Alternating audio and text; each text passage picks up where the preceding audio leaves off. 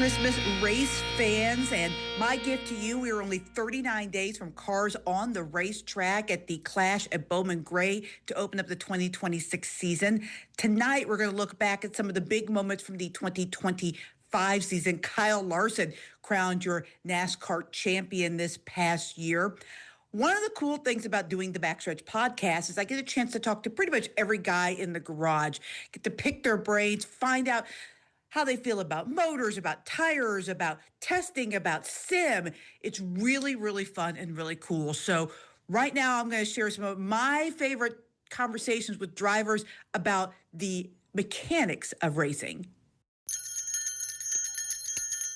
You mentioned SMT. I'm curious, do drivers have maybe like a love-hate relationship with that? Because sure, you get to see what every other driver is doing, but also they get to see what you're doing. Like they get to study you, and it's especially like at a track that you're really good, like say Darlington or someplace where you're really good. It makes it, I would guess it would make it easier for them to figure out how you're getting around that place.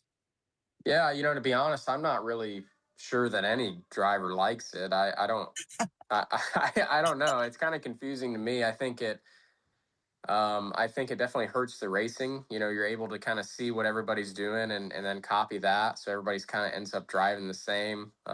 Like you said, I think Denny's kind of touched on this before. Like you said, a place like Darlington where I run well, it definitely gives away some trade secrets, I guess you could say, and everybody can kind of see what you're doing. So yeah, I'm not a fan. I know some other guys aren't, maybe some guys are, but in my opinion, I think it definitely would be better without it. And definitely having it limited would be good, and at least in maybe not being available till after qualifying or something of that sort would definitely be a step in the right direction. How hard is it with the level of competition? Because I see a lot of teams that are, boom, top of the board at practice and then qualify 20th. Yeah, so a lot of times that people will see that is with the metric in our sport. So you see these guys that have to go out first in qualifying, and then the guys that go out last in qualifying. Going out later is always a massive advantage, and that is really magnified at certain places. Like ones that come to mind are Bristol or Richmond is huge, Phoenix big. Yeah, I mean Martinsville is crazy with it. Like you will see the whole entire track be just covered in rubber for like the first guy that goes out, and then the guy that's like pretty much last to go out has a super clean racetrack.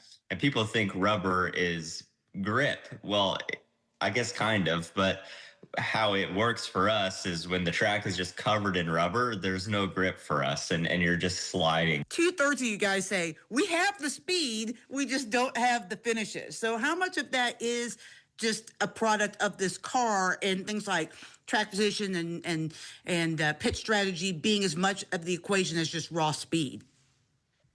Yeah, I mean, definitely a lot of it is the car, right? Where, if you lose your track position, it is really, really hard to get it back.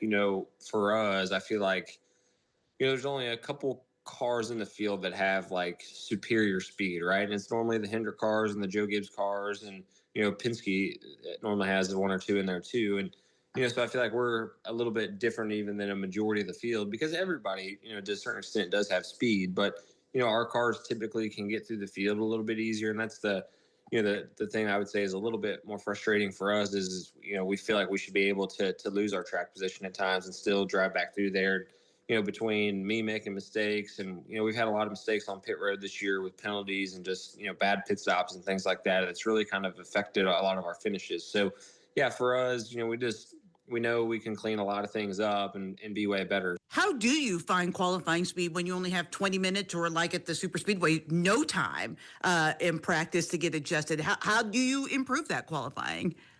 It's the $1 million question, isn't it? As a team, we're all sort of qualifying 25th to 35th, as a team where, even Ross and Daniel, who should be, up the front end, we're not quite getting it at the moment as a team. So, there's that focus, but as myself, I'm definitely not making that jump. So yeah, I need to get better myself. You mentioned the Roval at SVG. I know he ended up winning by like 12 seconds or whatever, but at times you and the 5 were up there mixing it up with him. Do you feel like maybe you've closed the gap a little bit on the 88? It's tough to say. I mean, each road course is a little bit different. His winning margin was artificial in the aspect that once he beat us, we audibled our strategy and took another pit stop to try and better ourselves if the yellow flag were to come out. So he wouldn't have beat us by that bad if we were on the same strategy. But once he got the lead and it was clear nobody was going to pass him, we made an extra pit stop to try and be on offense and have some newer tires if the yellow flag were to come out. So, I think Charlotte showcased a little bit different than other road courses in the aspect that he beat us by long run pace. And on the short side, Larson, myself, even AJ Allmendinger was really fast. Chris Buescher had pace at times. So there were a couple guys that could run with him, on newer tires. And then as the tires degrade, our cars and us, the drivers, just continue to lose lap time and lose pace, and he's just able to continue going strong. When the best of the Backstretch returns, we're going to bring in our co-host Chris Carrier to talk about some of the top headlines of 2025.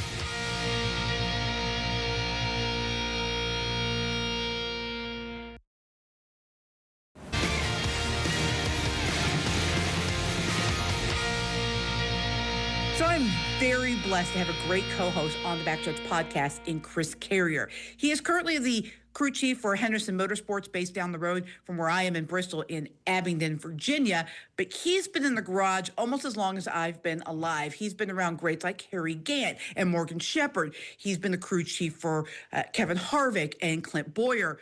He's just a wealth of knowledge, and he's a working crew chief. So he can just give me inside knowledge I wouldn't otherwise know. And he's always great for a good quip or two. So here's some of my favorite headlines of 2025 with my co-host, Chris Carrier.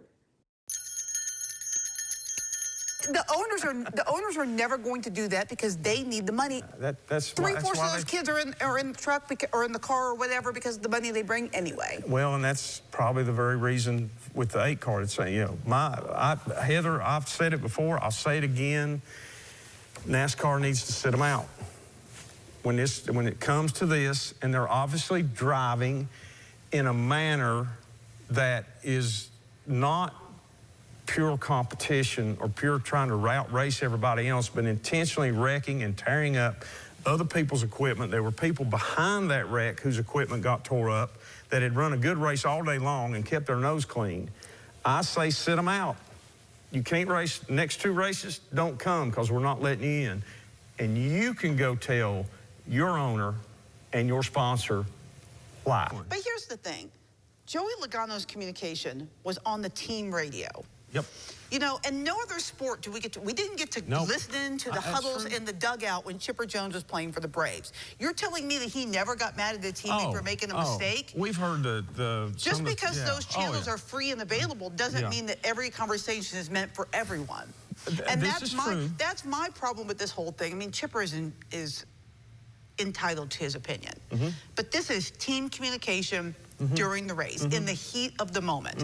You're telling me that if Chipper had a mic on and somebody dropped the ball on a game-winning play in the World Series that he wouldn't have He MF probably them? would have. And I remember watching Peyton Manning with arguing with Jeff Saturday and the offensive line on the sidelines during one of the playoff games. It was a review of something, and man, that got pretty hot. Right. I'll tell you, when your boat's sailing good and you're right straight toward the target and you're ahead of all the other boats and the wind's right at your back, everything's good, sunshine and all that, it's kind of easy to say I'm a great sailor. But when things are challenging you, I'll take our own race team, our truck team. We're not doing as well as we have in the last 4 or 5 years or whatever. We're not as good as we used to be. We're struggling a little bit in some things. And you know what? It's harder than it was. It's harder because you got to think about it. I got to think about it now. All the time I was thinking about it before I got here. So, but for Kyle, not being on top of the heap is not something he's used to. There's going to be some people that are going to be a little anger with him because of things that's happened. And most of those people feel like it's all his fault, not any of their fault. Okay, we're all human. That's probably not 100% true, but they think that. So they may, some of those guys may make it a little harder for him to get through traffic or on a restart or get any help on a, well, it doesn't have to be a speedway anymore. It's anywhere where you get a push where you need a push down a straightaway or push somebody else. It may be a little bit, yes. There's a lot of talk about the championship format.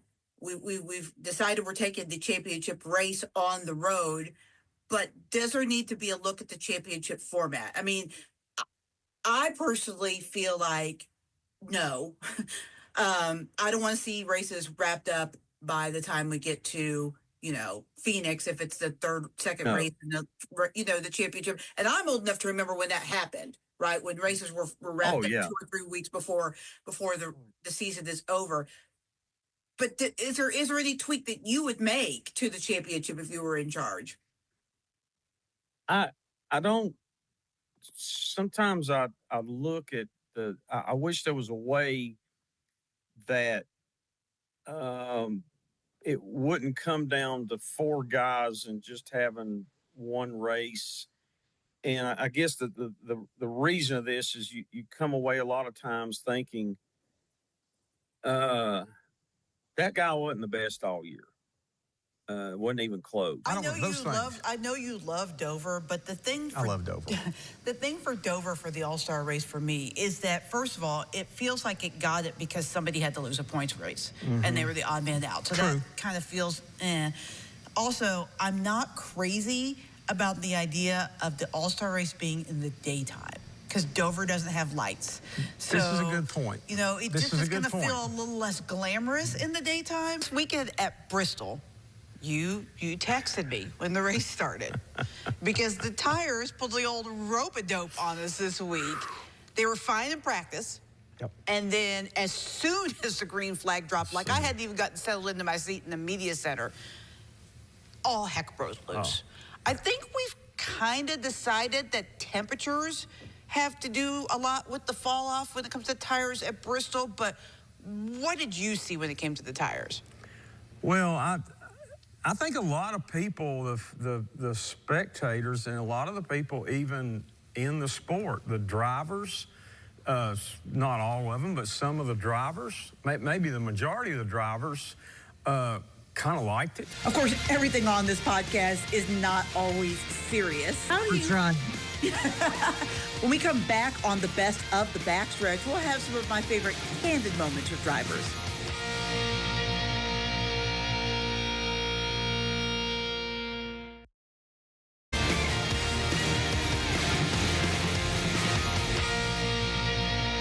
NASCAR is obviously a long, grueling season. There aren't a lot of breaks.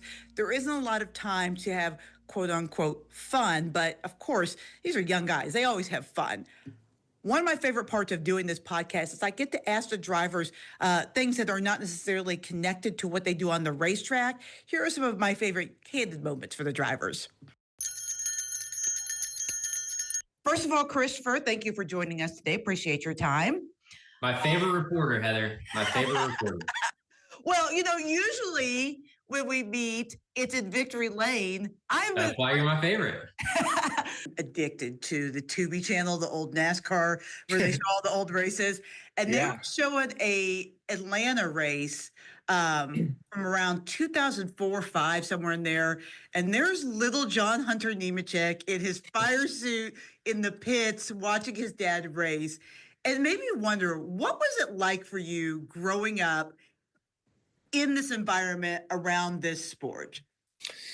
It was amazing. I think being able to grow up in this sport was absolutely amazing. You guys are like the last great single car team in the garage area. How do you? That's right.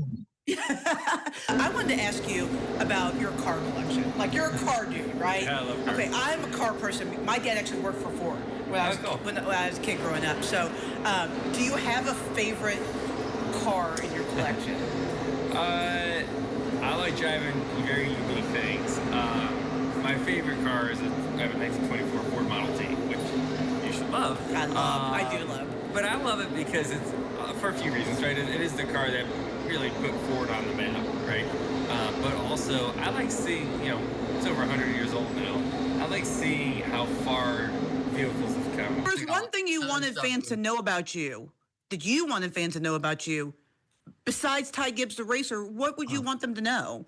I mean, I'm a regular 22-year-old kid. A lot of my friends are in college, so I go visit them, and I get to go see that side. And I love sports. I love the Commanders. I love the 76ers. I am into all the TV shows. I love Spotify. I'm always on Spotify listening to music. I know some of the trends. I don't know all of them. I don't know. I'm just a regular 22-year-old. How many NASCAR fans are there in New Zealand? And I asked this because the last time you and I talked, we just looked at the numbers the other day. It's funny that I ended up talking to you again today. 90% of the people that watched on YouTube were from New Zealand or Australia. So, I mean, I'm guessing you've created quite a NASCAR buzz over there. Oh yeah, well that's cool.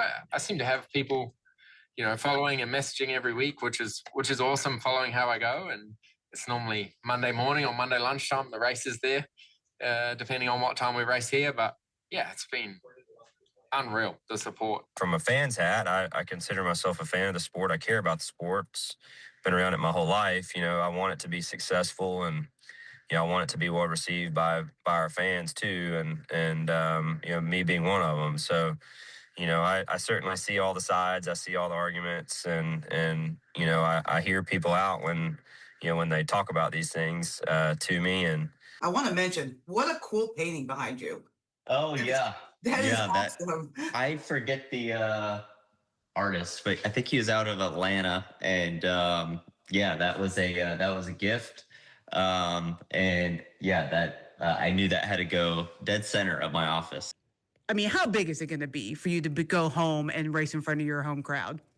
It's just another race. I just stop. that's not just another race. It's just very special. Thanks for joining us on this best of edition of the Backstretch. We will be back in 2026, shortly before the Clash at Bowman Gray, which is February 1st. Have a Merry Christmas and a Happy New Year.